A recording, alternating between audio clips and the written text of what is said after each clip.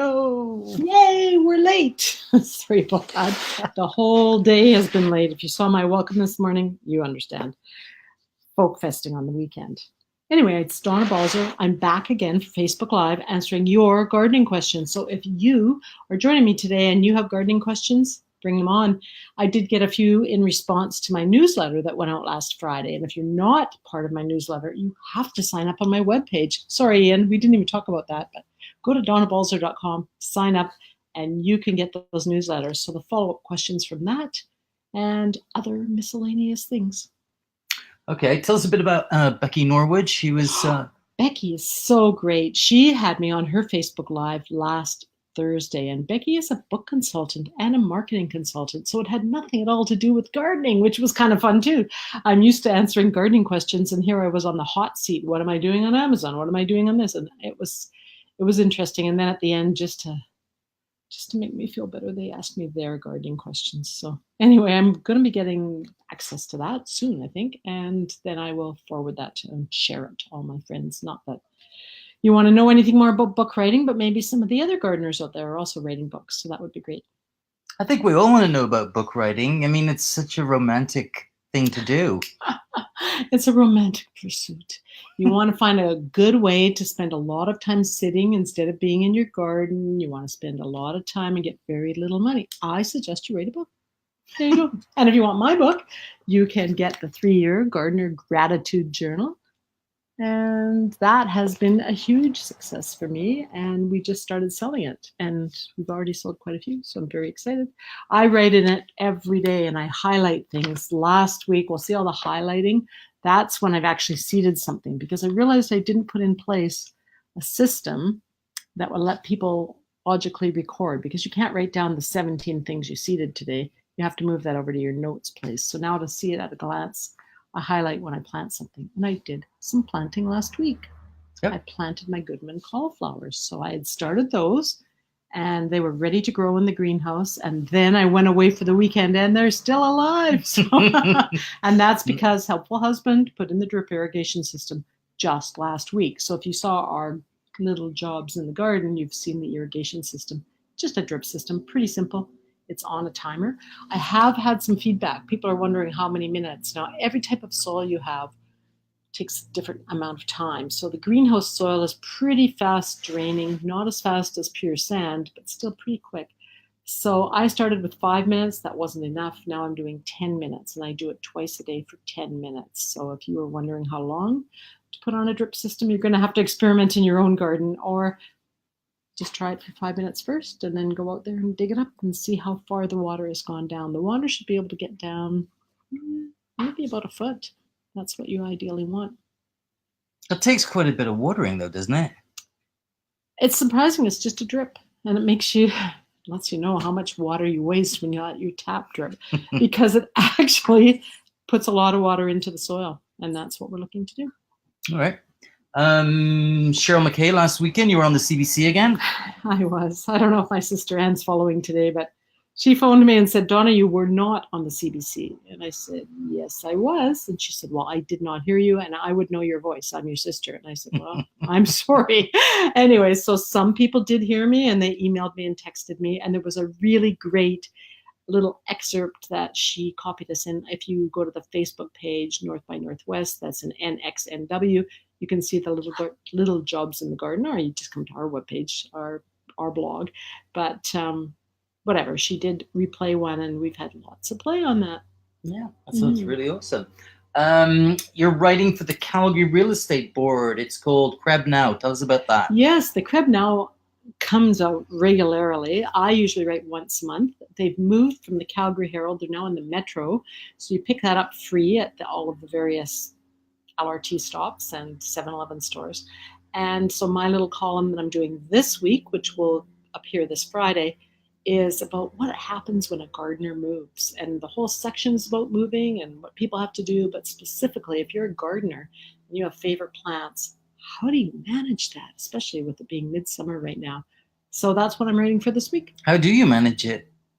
You want to know all the secrets? Just one lens in a sentence. Give it to me. In a Give it to me raw. All right. Well, many plants are easily started from cuttings, so you can just take cuttings. Others you can divide. Not too late to divide. What you cannot do, what you absolutely cannot do, is dig up entire plants. Did I tell you I was at a consult? I just did it, and it's dead. It's dying. You dug up a plant? Yeah, but I only planted it a couple of days ago. Well, you cannot dig it up in a heat wave and think it's going to be fine. You have to shade it. You have to put a little box over it for a couple of days, or you hold it in the north side of your house in a pot and you put some water on it. You know, you probably just dug it up and replanted it. I did. That's exactly what I did. I did put Ian's water on it. For me, isn't it? We always have such a good back and forth. Learning so much from you. And listen, you should see we have got plants that work. That they're okay. I know. You saw my potatoes the other day. I did. Your potatoes are looking really great in your grow bags. Thank you. They are looking got a good. plane, a low-flying plane going overhead here. Oh, it's like it's mad with the aircraft here today. Do you just want to mention the Little Jobs in the Garden segment for Wednesday? This week we have the twins back, and remember how fun they were just a couple weeks ago. How they get popping up. They were right here on Facebook Live. Nathaniel and Rupert, we're going to showcase a little bit of kids in the garden. How you can deal with kids in the garden. And my basic premise is just get them outside and they will come to you when you are doing something. It's funny, I asked Nathaniel, would you like to pick peas? No, I don't want to pick peas. And then later that day, after we were done filming Little Jobs in the Garden, I was picking peas and Nathaniel came over. Can I pick some peas too? So my basic premise is if you're in the garden, the kids will be in the garden. And so we're going to show little kids in little jobs. Little kids in little jobs in the garden. And that'll happen this Wednesday morning. We always post the little jobs on Wednesday mornings. So look for that just after 8 a.m. That's nice. Okay, so let's get to a few questions, Dee. A lot of people on different groups on Facebook talking about garlic harvesting. It is starting to be time. Gabrielle Yarrow Martin, she says, I'm harvesting my garlics right now. Some of it's rotten, I'm guessing due to the wet early summer. Some of the bulbs, only a clove or two are rotten though. Is it okay to eat the rest? Yes, they just won't store as well. There is a white mold that gets onto garlic, and so I don't know if Gabriella is it Gabriella? Gabrielle. Gabrielle. It might be a he then. Could be. Yeah. I don't know if his soil is really clay. If you're in a clay area, it'll hold the moisture. When you get those big rains, it'll just be sitting in water. So with garlic, we need it to be in a raised bed. It's better if it's a sandier or fast draining soil. And conveniently, I just dug some of my garlic last week. And I've got a good example. And here's a shocking coincidence. Yeah. I have some actual garlic. You can see I just dug it last week and I did not wash it. You do not wash your garlic when you pull it out. This garlic is all fine. What you do is you just brush it away, and we'll be showing that on Little Jobs in the Garden today too. That's right? Pretty. So I like that. You don't have to wash it. You can just push away the dirt. And what you don't want to do, I'll give you a hint, and we'll be showing this again in Little Jobs in the Garden. You don't want to leave it so long that the actual little cloves are splitting apart, like this one is doing. I've left it too long. And the trouble is we all have hot places and dry places in our garden, wet places, and different things happening. So back to Gabrielle's problem for just a minute. Gabrielle, you might have a nutrient deficiency. And if you do, you can't tell until you start to get little diseases, like if he's got the white mold or you've got the white mold on it. You don't know what you're short of. I am a huge advocate of Steve Solomon's book, The Intelligent Gardener. He said he grew garlic for years before he realized that it wasn't just that he didn't have a good garlic growing area, it was that he was short on specific nutrients. And one of the big things that you want to be careful of is lime. There's often a lime shortage that could show in a soil test that there's lots of lime, but for some reason the plant's not getting it. Can we give another example of that? Well, yeah, go ahead. Just to change? Go, do I want to show. Well, no, I think, yeah. We're talking about the learning segment this week's about nutrients and what you can do for summer maintenance. And everybody's got the blooms out, and they're probably all got their gardens growing and everything. But you want to talk about maintenance and nutrients. Nutrients. Well, I had this beautiful tomato. Can you see this beautiful? I mean, it's early still. And I reached in to pick it, and when I picked it, this is what I saw on the other side. This is the blossom end. Can you see that, Ian? Can you see that blossom? This is how it should look. This was the tomato right beside it, not quite as red. And this is the one that had what we call blossom end rot. And for years, there's been discussion on this. What is causing blossom end rot? And sometimes it is, in fact, a shortage of calcium. And the source of calcium are things like calcium carbonate. That is gypsum, because that does not raise your pH. And in places like Calgary, where there's a very high pH, you don't want to raise the pH. So you put gypsum in your soil for your source of calcium. So for years, we said it was a shortage of calcium, but now we know it's just the calcium might be there, but the plants can't get it. What do I mean they can't get it? Why don't they just reach out and get it? Because plants are fussy. They might have roots that have been too wet. And we thought maybe that might be Gabriel's problem too. If there's sitting water, plants don't like that, roots die. Or maybe the plant doesn't have a mycorrhizal association, which is a little fungus that helps it get those nutrients. Or maybe the plant is too dry and it can't reach out and get it because it's just too dry. It can't do all those mechanical. It's actually a chemical exchange to get that lime out of the soil and into the plant. So we now say it probably isn't a calcium shortage. What it is probably it's been hot and dry, or it's been too wet and too cold. So just too changeable at the time when the tomato plant is putting out the call for calcium. So it's just a little bit erratic. So you notice this tomato that's slightly ahead of this one has a problem. This one's looking good. So I'm not worried about it overall in my garden. If you do want to add calcium, it's probably too late now. But they do sell some, because people are always panicking about this kind of thing, they do sell special liquid tomato fertilizers with extra calcium. But again, if the problem is in your roots and you've got rotting roots that are too wet or too dry, adding it by fertilizing it is not necessarily going to help. I'm just thinking, keep that moisture even, stop going on holidays already and stay home and water. I was just away for the weekend, so I'm suffering a bit from the heat and from being back into it and seeing that some things did dry out, but not too bad. Well, let's talk about that then. It's true, we're sort of mid-July, so we're sort of, for me, it's midsummer. And I think for everybody, Ian.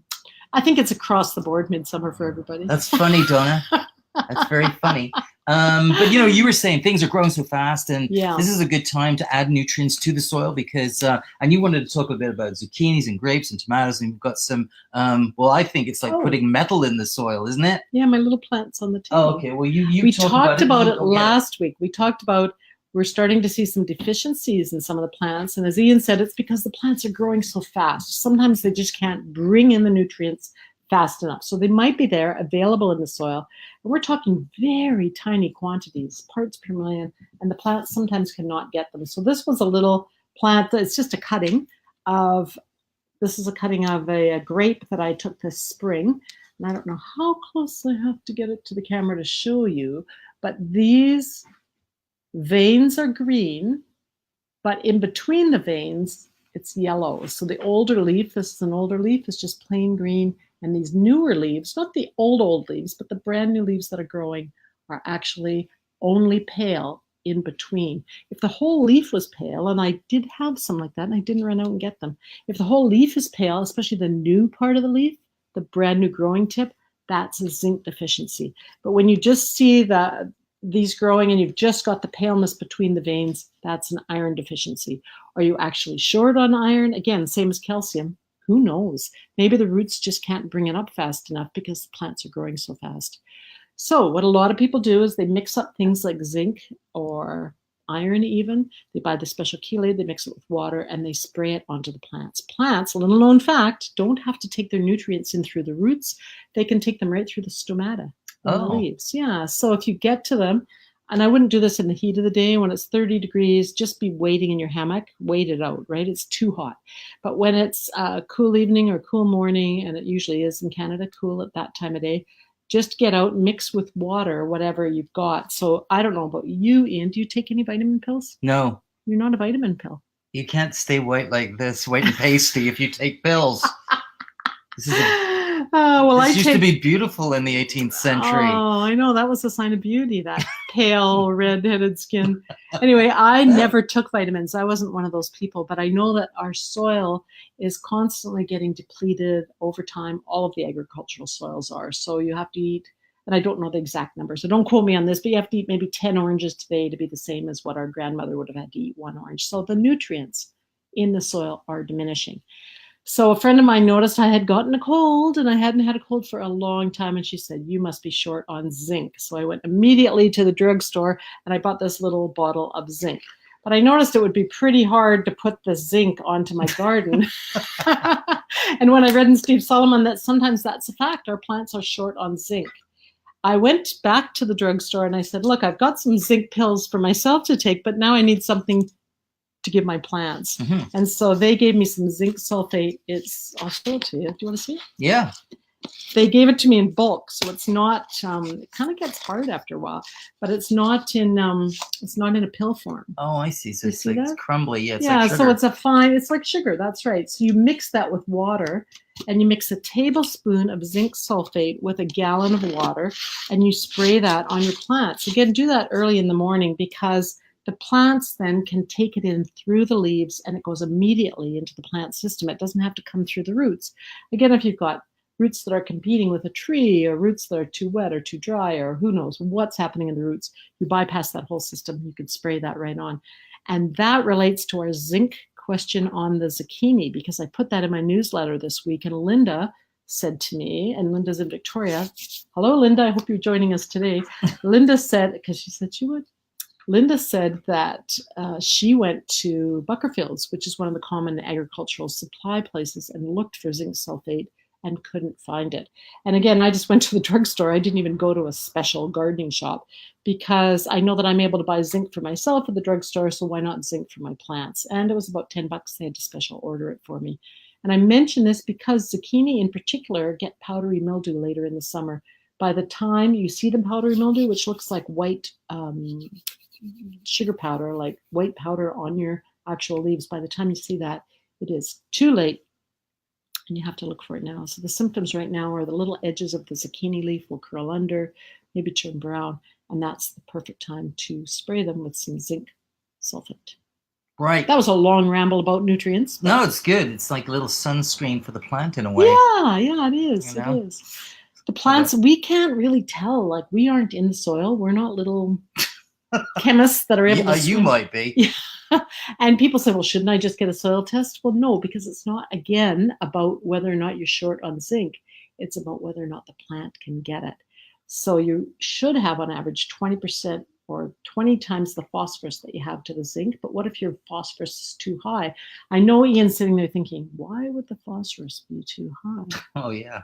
He's thinking that because if you've been adding a lot of manure, innocently enough, onto maybe you've composted it and you're buying well composted manure, that has so much phosphorus in it compared to zinc, not much zinc. So you might have just thrown your ratio out.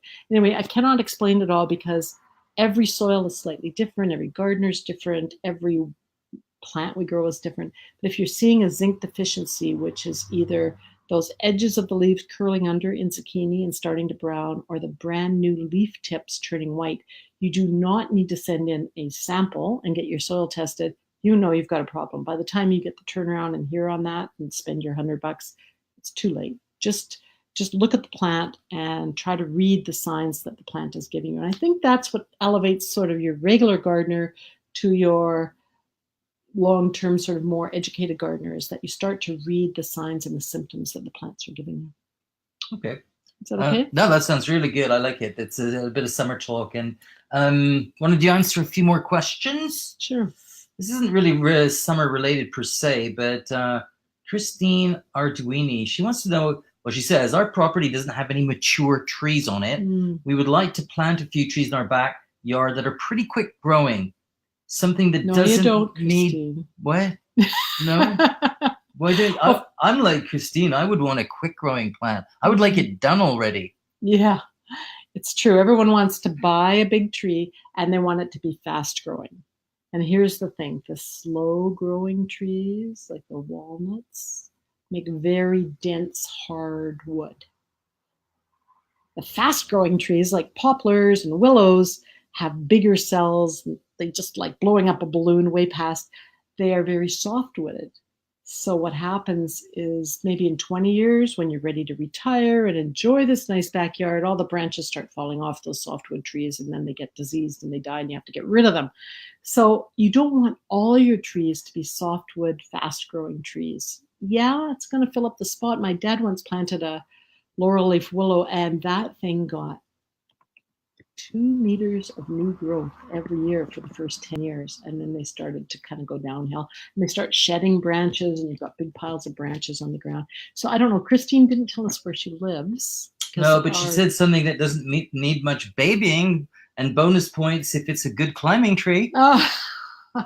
And she does say any suggestions. Yeah. Well, Christine, if I knew where you lived, I could be more specific. Obviously, if you live on the coast. I think she lives on the coast. Okay, if you live on the coast, I would say do not plant a fast-growing tree. The cities are really nailing people now and do not want you to remove a tree. My daughter-in-law, Heather, Nathaniel's mom. Oh, yes. Has a huge poplar tree in Vancouver. Now, a poplar can grow anywhere from Fort St. John to Texas. It can grow everywhere, literally. They're hardy everywhere. But again, they're fast growing, and it drops these big branches on the ground all the time. And the city of Vancouver has made a bylaw now that people cannot remove large trees. So they would love it if the kids could climb that tree, but the branches aren't strong enough. They're too brittle. They fall off. So fast growing softwood trees, not going to be a good solution if you're going to be there for a while. Better to put in maybe one fast-growing tree, like a willow, a big willow if you have a big space. But prepare to take that out by planting a slower-growing tree, maybe like Tilia, which is a linden. Have you seen a linden? Have you ever seen a linden? No, I don't. But, I would like a tree that attracted a bird. Well, the linden tree, they make honey out of the flowers. Oh. They're so sweet-smelling. And when I was in Cranbrook, another shout-out to Cranbrook, so many people had linden trees. It was so amazing. I haven't seen that many linden trees since I've lived in Edmonton. Shout out to Edmonton. Where are all you Edmontonians? Anyway, please plant one fast-growing tree, but make sure to have a backup plan of a slower-growing tree like a linden. And they can still get very large within 10 years, but you won't have to be worried about branches falling off the tree, which I think is going to be a problem. Would you consider a mountain ash to be a fast-growing or a slow-growing? Because those get those orange berries, and the blackbirds love them. And the birds do love them. So you know where I'm thinking. Yeah, actually they're good, but they never become a climbing tree because they don't get to be one of those really huge trees. They're in the medium-sized tree. Something like an apple tree, for instance, can get quite large depending on how it's root grafted. And an apple tree has a nice open branching structure, and that becomes a climbing tree eventually. But mountain ash are usually more medium in size, and they don't ever become a climb. Christine wants so many things: fast growing, big, climbing, no maintenance. Anyway, you can't ever get it all in one tree, but it's worth trying. Okay. Thanks for the question. We really appreciate that. And that came from Christine Arduini. Jan Haig, she wants to know, she says, I was wondering what I should be doing with my ever-bearing strawberries. They had a nice crop early on, but are now producing nothing at all except for a lot of runners. Should I be snipping the runners off to encourage more berry production? And she says the plants look lovely and healthy. That's good. You know, it is true that some types, TriStar is one that really suckers out. And the trouble there is that the plant now is putting so much energy into trying to reproduce that you don't get as many flowers. But if you don't let any of those suckers reproduce, then you won't have new plants to put in next spring. So it is a tricky situation. And I think it's actually better to remove the suckers, but you could also just put pots down and let them root themselves into little pots. Have you ever seen that? No. So just fill a little pot with some soil and direct the suckers towards that. And when they've rooted, then clip them off. That's what I would do. I mean, you're not going to get a big crop of strawberries. You're going to probably have to start buying them now, or just wait for the next crop, which is a bit slower. They do come on. They will start to bloom again as soon as the day turns a little bit more the other way, where the day length's a bit shorter, even though they call them day neutral. So I would do both. I would get some of them rooting. I would cut some of them off. And I would just, if their plants are looking good, you're probably on the right track. I would just expect that in the next 2 weeks, you'll start getting flowers again. And then you'll get fruits again in August. Great, Jan. Hope that answers your question. Mm-hmm. Connie Thompson, Donna, she wants to know about whiteflies. I know you had nothing nice to say about these things a minute ago. She wants to know, she says, I know I can spray them off with water, but they just keep coming back full force. Anyone have a great trick that works on these pests? And she wants a chemical-free solution. Yeah, you know, whiteflies are particularly attracted to blue, the color blue. Many insects, like aphids, are attracted to orange and yellow. The time my husband and I went to a party and he wore an orange sweater, and every aphid at the party was on his sweater. It was hilarious to everybody else, but not so much to him. And so most little insects like aphids are attracted to yellow and orange, which is why we'll never paint our house that color, even though I love yellow homes. But whiteflies uniquely are attracted to ultraviolet light.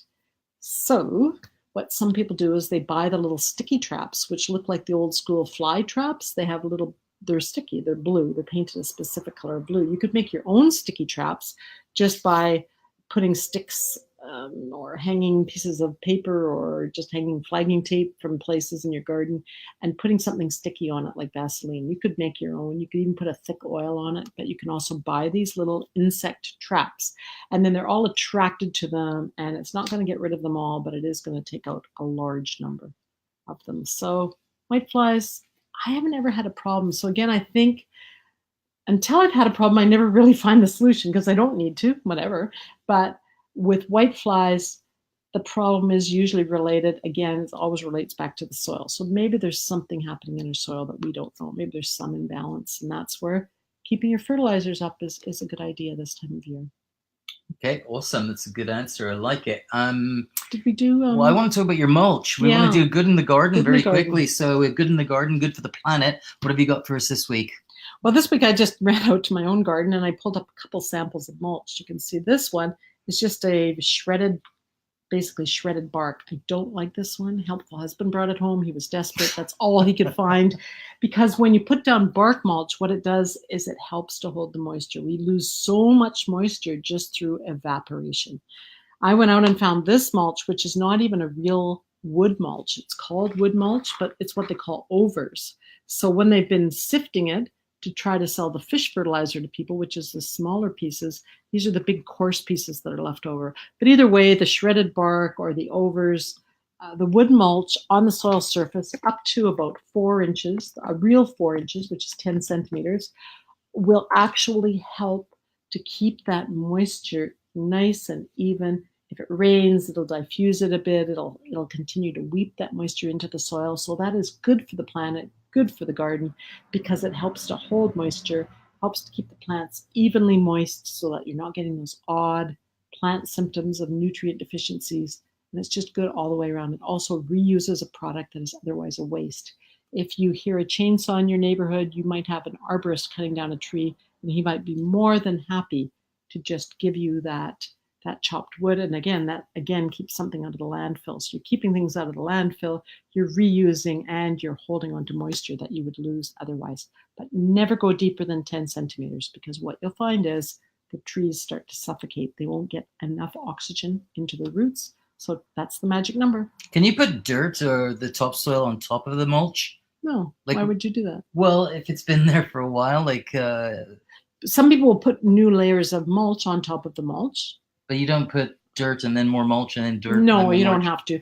Any of the nutrients, as the bark mulch breaks down, and it will because it's an organic mulch. Organic just means it has carbon. It doesn't mean it's certified organic. It just means it has carbon. And carbon, any carbon-containing carbohydrate or anything, and wood is an example of that, will continue to break down into smaller and smaller pieces. The insects help us with that. The moisture helps, the fungus helps, it'll break down. And so at the very bottom, if you were to dig up bark mulch after 5 years, you would find the very bottom looks like soil, and on top it still looks like bark. So it starts to break down, but it breaks down from the bottom up. Okay, that's good. We're almost out of time, Dee. I got a question. Really? I want you to answer this June bug or June beetle question, because Jeanette Baxendel says that she's had a huge batch of June beetles, and she wants to know if they're harmless in the garden. Do they create any problems? No, June beetles are amazing in the garden. What they do is they look for and eat. Ready for it? Not whiteflies. Worms. Forget about it. Slugs. Slugs. Oh, I was almost right. Yeah, almost right. And slugs can become a real problem for gardeners because they're introduced pests. So it seems like there's nothing that will ever help you. Of course, snakes like garter snakes, which hide in rocky areas, if you've got a rocky part of your garden, are very helpful, but also June bugs are very helpful. So I would encourage them. I mean, there's nothing you can really do to encourage them. They're not eating plant material at this stage. They're eating these things like slugs. So it's all good. That is another good in the garden. We don't have a picture of a June beetle for you, but she had that. And I want to encourage people, because you and, well, especially Ian, is really good at making sure that I answer the questions after the Facebook Live. So if you're just tuning in and you're wondering, who is this Donna Balzer and what do I, can I ask her a question? We actually go in and we continue to answer those questions for a little while after the show. So just watch it, ask your question, and if we don't get to it during the week, we'll for sure get to it next week. We love having questions that come up. And that's, again, back to the zinc. Linda had phoned in and I said, just go to the drugstore, forget about getting it at your garden supply center. And we're going to be doing a couple more little jobs in the garden this week, and one of them is how to know when to dig your garlic. So if you are on the fence, you don't know when, watch that Wednesday morning. Okay, that's good. And so, well, that I was just about to say, do a little jobs in the garden promo, and we're finished. We're finished. Yay. All right. Thanks so much. That was fun today. And make sure to join us. And if you haven't liked us already, we love it when you like us. And we're starting to put the little jobs in the garden on YouTube. So look for Donna Balzer on YouTube as well. We do. Okay, thanks, Dee. Say goodbye. Bye. Bye.